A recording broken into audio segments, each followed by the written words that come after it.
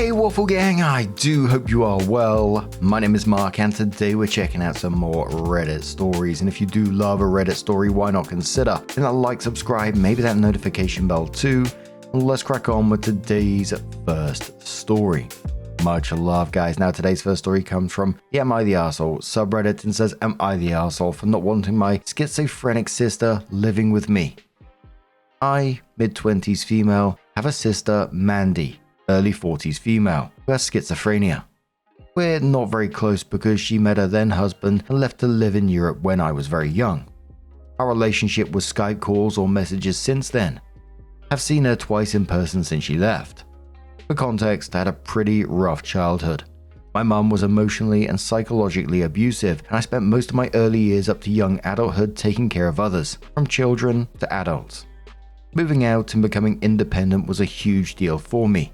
Spent years working on my mental health and am finally in a good place and living the life I always dreamed of, filled with peace, quiet, stability, and love. I'm very proud of the life I've been able to create for me and my SO, who has been my rock throughout this entire issue. My sister's life, however, has become the complete opposite. After a divorce, things went pretty downhill for her, unfortunately, and her mental health has not been okay. She's been in and out of hospitals and was diagnosed with schizophrenia, which, if you know anything about it, it's a very difficult disability if not treated properly. She denies her diagnosis, refuses medication, and has led to her becoming homeless, a missing person, and unpredictable being due to her erratic behavior, and given signs of life every couple of months or so to ask for money with little to no explanation on her well-being or current situation. Recently, after 6 months of not knowing about her, she reached out, and for the first time since our countless efforts to come home, she asked to come back home. Mind you, we live in the continent of America, so it'd be very expensive to bring her back because she legally cannot travel unsupervised. We all have a bit of debt now from previous attempts to try to get her back or given her the money she's asked whenever she does give signs of life. But would do it again if it meant she's safe and has a roof over her head. Problem is, no one can really take her in. My dad has serious health issues and is also taking care of his mum. Her mum lives in a tiny studio, has her own serious health issues as well. My other sister Stacy is a single mum and is scared of having Mandy around her child due to her unpredictable behavior. Somehow that's led to me being the best choice since I don't have kids and I live in a 3-bedroom, 2-bathroom house with my SO and our cat. But honestly, I don't want to. I finally have the peace I've worked so hard to get to become yet again someone else's caretaker. I don't want to disrupt the life I've been able to build now that I'm finally free, stable, and for the first time, happy. On top of the debt I've accumulated to try and help her in the past. Lol. I feel guilty because she's my sister. I know she needs help. I feel like it would be at the cost of my own mental health and the life it took me so long and hard to build. So, am I the arsehole? And how do I tell my family? A commenter says to OP, if she's somewhere in Europe, they might even only need to call emergency services and explain she's unmedicated and unstable. They get her to psychiatric emergencies and from there, she'd get the institutional attention she needs. OP says she's currently in psychiatric hospital, has been there for the past year. Commenter says not the arsehole. I do not see this in any way being positive for you or for your sister. I do not think you're in a good place right now to deal with the situation, and that will be detrimental to your sister. I'm sorry your family is going through this. OP replies saying thank you for your kind words. The situation definitely is a struggle and has not been easy to go months and months without being given signs of life. Commenter says not the arsehole. Having literal space doesn't mean you're qualified or equipped. Simply say you cannot. No other explanation. She will need adult protective services or something to that effect. Likely several other services, but I don't know what those would be. She might even be better off in her current country. Commenter says not the arsehole. Do not ruin your life for anyone. She is not your child or responsibility. You're finally free of the toxic family you were forced to endure as a child. You're an adult now. Protect your peace and your life with your husband. Your sister will find and accept real help if and when she's ready. Do not let her or anyone else drag you down. And it's one of those situations where I feel for everyone involved, but OP is still not wrong. I've seen stories of schizophrenia, never had any real life experience, but just from what we've read on Reddit, and it's incredibly serious, especially when someone refuses treatment and doesn't acknowledge that they're ill. So anyone telling OP that you got a spare room, you should take her in, are massively underestimating how draining this can be and unpredictable it can become in a situation at the same time when someone isn't medicated and is refusing treatment. And OP's background is incredibly important here too. She literally says she spent most of her childhood being forced into a caretaker role and has only recently built a peaceful and stable life for herself. I can completely understand why the idea of becoming a full-time caretaker again would be terrifying. And what happens if OP was to take her in? Love alone isn't going to treat a severe, untreated mental illness. And if the sister isn't going to accept medication or consistent help, one family member stepping in and sacrificing everything that they've got isn't going to magically fix the situation, is it? OP had some additional information in the form of comments. The first one said, "There's literally Central and South America too, sir. I was never talking about the USA. Everyone assumed that though." OP adds, "That honestly sounds like a horrible situation and I'm really sorry to hear that. However, my family has really done the best they can with helping her. Again, we all have some debts based on us trying to help her. We did the best so she didn't become homeless. Tried to figure out how to file a missing persons report from another country. Short answer, you can't. We went there twice. First her mum, then me and my dad tried to help her sort out her situation. Housing, medications, income, literally everything. No effort that my family has made has been successful. My sister unfortunately is in her current situation based on her own actions, not because my family hasn't been there for her. Remember, people with a disability don't act normal, think clearly or rationalize. In her head, it's the world that has issues with her. There's this evil thing allegedly attacking her, and the popes are vampires. There's people pretending to be us, and that's why she doesn't use her phone and went no contact. I don't know, it's all insane really. Regardless on how messed up the situation is and how severe her current condition is, it's all based on her not accepting help. Not because my family hasn't been helping." OP says she used to have medical and financial help until she stopped doing a monthly checkup. Where she is, she just needed to say hi to a doctor every month or so she could keep it. I think she's been stuck in the hospital for the past year, which is better than being 100% homeless. Missing for us I guess, and possibly jail. When she wasn't in the hospital, people would call the cops on her for public disturbances like being loud, odd, or erratic, for example. The thing I'm most worried about, honestly, is her kid. Her kid keeps asking questions of where mum is, but we don't know what to respond, and her ex-husband says that subject is an off-limits conversation topic with her kid, and we respect that. But last time I was there, I asked if I could spend the day with the kid, because I've missed so much of their lives and all that. And when we went to watch movies, their movie selection was Mars Needs Mum. Ouch. OP adds one more comment saying, "I agree that she's not a bad person. I understand her struggles are unique and it's something much greater. I would like to add that we did travel over there twice to try and get her back and she refused. Actually, she didn't give signs of life when we went, and that's when the cops were called. However, she did open up to me once we arrived to the hospital because she said I was special. I don't know why. And while no, we didn't grow up close, I still care about her and wish things would have happened differently. I did try to tell my dad many times that these are the consequences of her actions, and it took him probably like a year to see that through. He did finally agree with me, but also feels guilty he can't take care of her the way he'd want to. He's also getting old. He had his own issues and wouldn't want to see his health decline for my sister, who denied help for years." OP comes in with an update and says, "Thank you all so much for your kind words, comments, advice, support, and opinions. It's my first Reddit post, and I didn't think I would get that much responses, let alone so quickly. Me and my family have spoken very briefly, so it's not a huge update or the final update, but we did chat. No, I'm not going to take my sister. If she stays with me, it'd be at most 2 days. My SO agrees. Genuinely, not more than that. I don't care. My family agreed and understood, so we're good on that, thankfully. I know that was the main concern. So far, my dad is the only one open to the idea of her coming back, and is open into only bringing her back if she accepts her diagnosis, drinks her meds, and is willing to go to a home, be an inpatient, or in a facility. But he'd rather have her close supervised than bar and not knowing anything. He understands it's an expense, and is willing to do anything to help my sister. By the way, my dad is awesome, and has always been that supportive of the three of us. When I had my own struggles and had an attempt, he was the person who told me he believed in me and he didn't give up on me and knew I'd figure it out. He also took me to the hospital, and when I finally moved out from my mum's, was the first person to celebrate and buy me appliances for my apartment, would buy me groceries every now and then or give me money for gas, etc. Still up to this day, shows up randomly with groceries just in case I'm tight with money and too scared to ask for help, so I know he would go above and beyond for my sister too. However, I feel my sister would take advantage of that. I don't know how to go on about that. He made a comment of financing his house if it's necessary. I'm incredibly against that. My dad is in his 70s, and I just want him to retire and enjoy whatever life he has left, hopefully a lot. Stacy and her mum, Mandy and Stacy, have the same mum. Both agree it'd be better for her to stay exactly where she is, but are open to the idea of bringing her back home in the future if she's in a better place or more self-aware. Thank you for those who have messaged me privately and offered help. You have no idea how much it means to me and my family. Thank you for also caring about my future husband and my cat. They're both very grateful. We'll update when we make a decision, but just wanted to share for the time being. Oh, and another thing. A lot of people saying that due to our time apart, she means nothing to me. That's still my sister, and while no, we're not close now, we were when I was little. I still love her very, very much, so feel horrible that she's in this situation.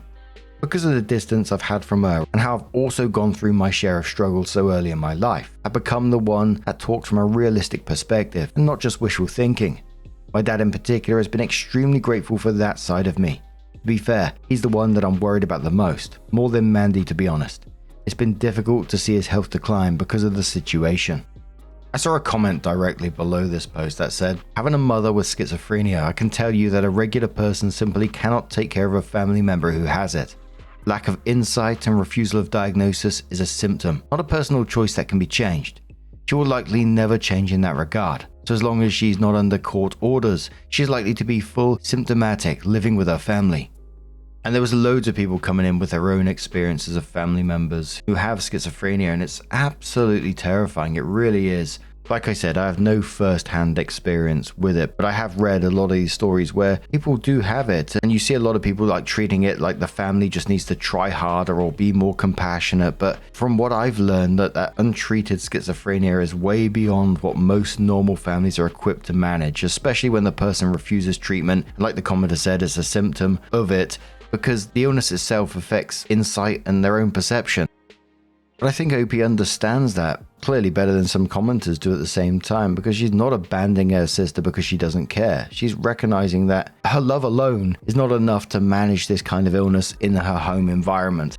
And I get OP's concerns about her dad at the same time, because he is a worry in some ways, because he sounds like the type of parent who will destroy himself financially and emotionally trying to save his child. And you can understand where he's coming from, because it's incredibly sad and he wants his daughter to be well.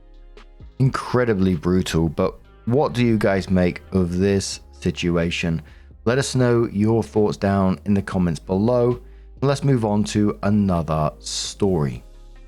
Now, our next story, it comes from OK Establishment 7358 from the Am I the Arsehole Here subreddit. And it says, am I the arsehole here for offering no sympathy to my husband when his dad crossed a boundary? I'm currently pregnant with my second child. I found out 3 days before Christmas and told my husband the following day. He was pleased as punch. Myself, excited but more than a little nervous. Big mixed bag of feelings. For this and other reasons, I asked my husband if we could keep the news between us for a while and let me process and adjust to this new reality before sharing with our family and friends. His response? I'm so excited. Can I just tell work friend? I repeated that I would prefer to keep it between us for now, at least to get through the holidays without all the focus on us. Fewer than 10 minutes later, he says, work friend is super happy for us, and I told other friend. She says congratulations. I let him know I was disappointed, and I thought his behavior was super disrespectful and shitty. But whatever, it's out of my hands now. He assured me that he wasn't going to tell anyone else. Fast forward through the weeks following Christmas, during which he pestered and pressured me to tell his family members before I was ready. Again, we had his parents casually over for coffee one night and he let it slip without my consent because he's just so excited. Repeat this process with a few other friends and family members. For whatever reason, he hasn't yet let it slip to his paternal grandparents. Because of this, his dad has been pressuring him to call them. Today, his dad gave him an ultimatum. He would say something before the end of the day if my husband didn't.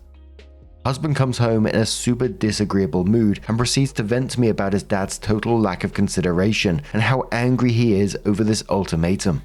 I calmly listen to him and I agree, it's not a nice thing to do. It's not his dad's news to share.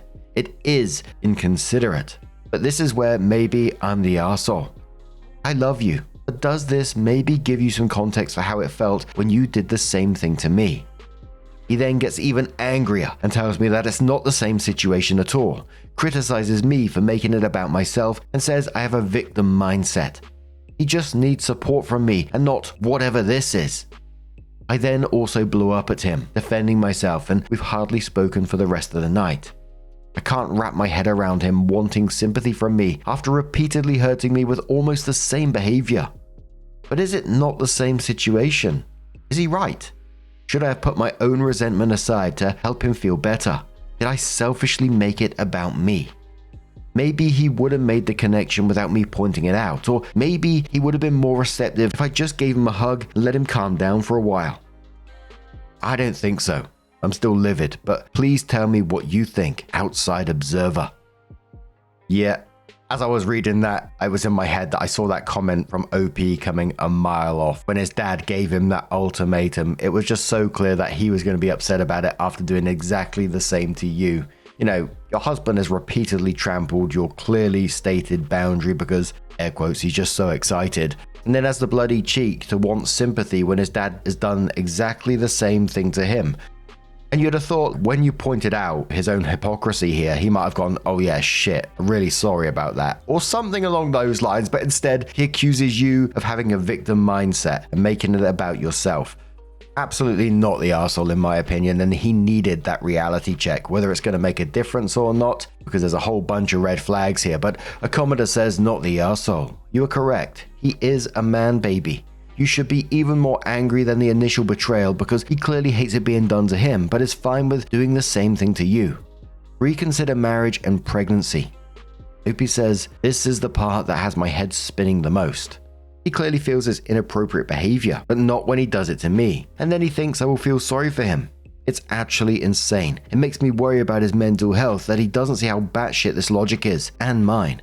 If I were my friends seeking advice, I'd be having some words with me. Ugh. Commenter says, criticizes you for making your pregnancy about yourself. Did I fucking read that correctly? Not the arsehole, and I seriously hope this is just a brain fart on his part and not part of a pattern of how he treats you and your feelings. Opie says that first part made me lol. Also lolling because it is totally a pattern. Another commenter which OP replied to but was downvoted I should say, and says no one's an arsehole here. Neither you or your husband is an arsehole. You told your husband that he was going to be a father. That isn't just your news. Sure, I know you may have wanted to keep it quiet, but this has clearly been a dream for your husband.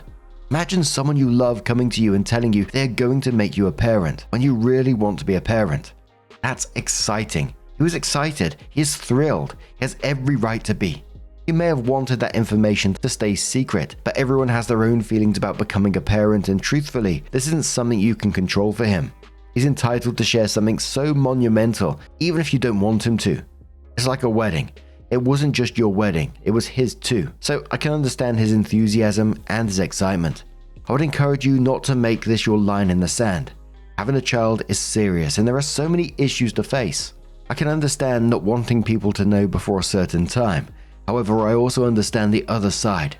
You both are going to have to get over this now. You have bigger fish to fry. I suggest you sit down with your husband and tell him your reasons for wanting to keep it quiet. Tell him how you felt when he told people. Tell him that you understand his excitement, but just like he didn't want to tell his grandparents yet, you didn't want him to tell everyone yet. Now that things are out, you two have to work together. I encourage you to get counseling right now. Having a kid will introduce extraordinary challenges to your relationship. So if you aren't on the same page, you're going to have a lot bigger issues. Please get marriage counseling now so you can learn how to better work together. Your little bundle of joy is coming and both of you are going to have to work together. Forgive his faux pas, even if he doesn't ask for it. Embrace him with love and let him embrace you with love. A man who is excited to see his beautiful wife bringing his child into the world is a fantastic thing. Congrats to both you, and I wish all three of you the absolute best. Commenter says, your reply made me tear up, thank you. I do want to clarify that we are already parents to a spectacular toddler. This will be our second. I've suggested couples counseling to him for the sake of our communication, but he always finds a reason not to proceed. It makes me feel uneasy. This type of conflict tends to pop up pretty frequently for us. Heavy sigh. Your words still gave me a breath of optimism, so thank you for taking such an understanding stance, and thank you for your well wishes. Another commenter who was downvoted says, "You're the arsehole. The news was both yours and your husband's to share. His father, however, is not one of those people who gets to choose who knows when. So no, the situation is not the same." Hope says you're right, that it's not my news alone. With all due respect, he is the one who denied us the opportunity for a discussion by going ahead with what he wanted to do.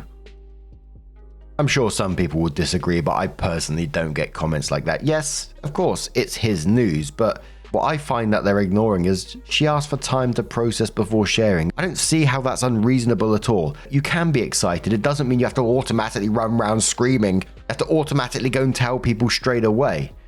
That other commenter hit the nail on the head. They were saying no one's an arsehole, but you have to sit down with your husband and tell him your reasons for wanting to keep it quiet. I mean, that happened at the beginning because she needed to process and adjust to the situation.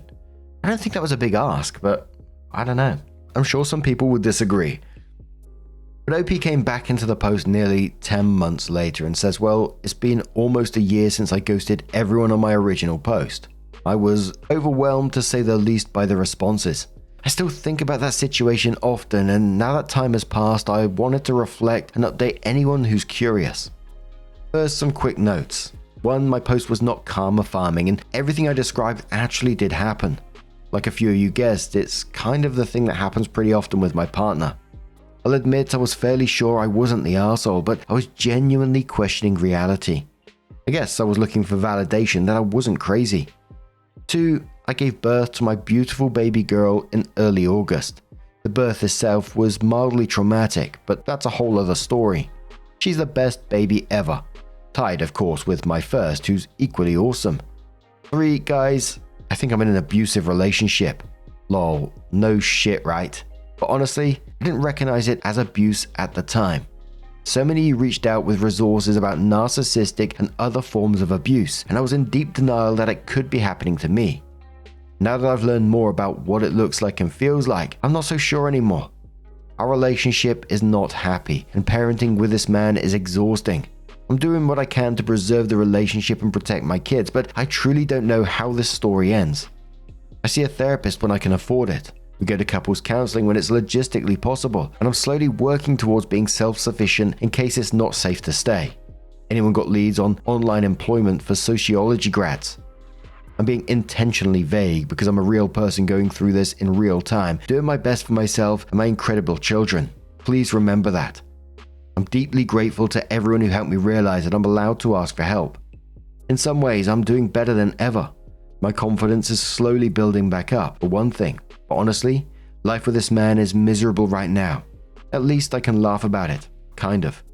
A lot of people in the original comments condemned me for having children with him. Trust me, I beat myself up for that almost every single day, but at the same time, I don't know.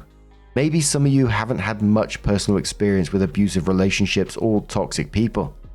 Believe it or not, I'm not just some bumbling idiot who decided to make everyone's life miserable and let some guy walk all over me.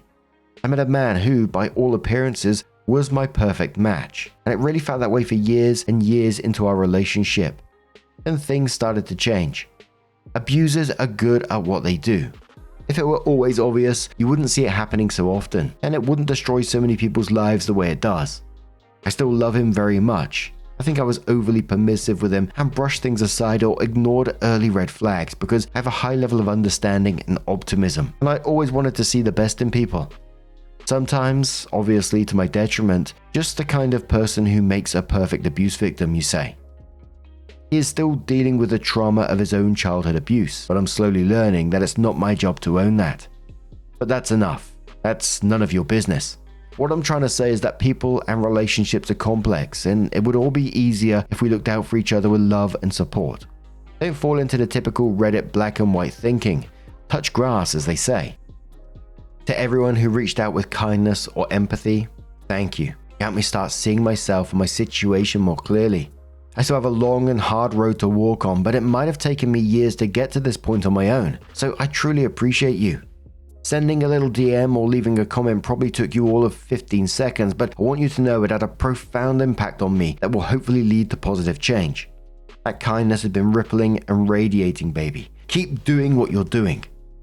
Commenter says, I remember you.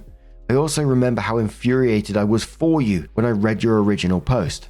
First, congratulations on the baby. Second, I'm sorry you are where you are. If hypocritical things like what he did with telling everyone about the baby are common, I can only imagine how much worse things must be for you. If you can get out of this, it sounds like you're already making plans. Keep going. Keep working towards getting out. What kind of things are holding you up on this? Maybe says you're so sweet, thank you. There are a few tricky, interconnected factors to be honest. I'm a stay-at-home parent in an increasingly high cost of living area, and I've been out of the workforce for 3+ years, so my employability isn't ideal. The job market where I am is trash. Even recent grads are struggling to find full-time work in their field. Housing/rental costs are also outrageously inflated. If I were to start working, childcare centers in my area are full with waitlists that are months or years long. It's rough out there. I'm sure I don't need to tell you. As an aside, imagine how this dynamic works in favor of a toxic person. It's not impossible, but it's also not easy to just get up and get out. I'm deeply happy and fulfilled to be able to parent my children full time. It's what I always dreamed of, and in a way, for the time being, it helps me shield my kids and keep an eye on things while I work on preserving my relationship with my husband, or deciding whether I want to preserve it. Now that my baby is getting a little more predictable, I'm looking into ways to increase my employability and income potential in case I end up needing to support us alone. Happy to answer any more questions you have. Commenter says, at least in my state, the state hires stay-at-home mums looking to re-enter into the workforce. See how your state hires. Maybe it uses civil service list. See what kind of jobs for which you'd be qualified. Social work, for example, with your state's Department of Labor, Office of Family Services, Department of Education, Mental Health Addiction Services, Office for People with Developmental Disabilities, Department of Health, etc. The pay isn't ever great, but the benefits are usually unparalleled, as is the work-life balance. Opie says that would be so excellent. Love that concept. I'm in Canada and don't know of any such hiring practices, but I can access career counselors who might know more than I do. Commenter says, so you may not be able to leave, but please understand, there is nothing you can do to fully protect your kids as long as you stay in an abusive relationship. You tacitly tell your daughters that it's okay to be treated badly, and your sons that this is what women deserve. When you can other your mother, sister, etc., then you can other anyone. I'm sorry for what you are going through. If you're in the US, then you have fewer resources to work with than ever before. Research places that help abused women with children, even if you think it's not that bad. Prep like it might be. Opie says, I'm in the early stages of accepting this reality, and I'm observing in myself a lot of very typical abuse patterns, including denial and learned helplessness, which is the hurdle I'm trying to get over right now. I appreciate your wisdom, and I promise taking the matter seriously and keeping my children's safety is my primary concern. Thank you. And Opie adds another comment just saying thank you. I've been putting together an exit plan like this with my therapist just in case. I have no immediate intention to follow through with it yet. It's extremely empowering just to know it's an option if the shoe drops. I'm coming back into this after a while because I actually recorded this story a while ago and held off posting it because I was expecting another update eventually, but none ever came. And honestly, after reading the final post again, I really just hope Opie and her kids are okay. What stuck with me the most is how you can slowly see her realizing how what she's experiencing isn't normal. The original issue was never really about the pregnancy announcement, it was about repeated boundary crossing and dismissing her feelings all the time and then making her feel unreasonable for being hurt by it. And also something we see in a lot of these stories, and it's a really sad part as well, is how common her thinking, her thought process is. She keeps questioning herself, minimizing things, defending him, explaining his trauma, and blaming herself for allowing things, while also quietly building an exit plan with a therapist at the same time. I genuinely hope that silence means she's found some peace offline rather than feeling trapped. But what do you guys make of this situation? Let us know your thoughts down in the comments below. And just a huge thank you for being here today, getting involved in the stories, your love, your support, your time. It always means the absolute world to me. So thank you so much for being here, and hopefully I'm going to see you in the next one. Take care and much love.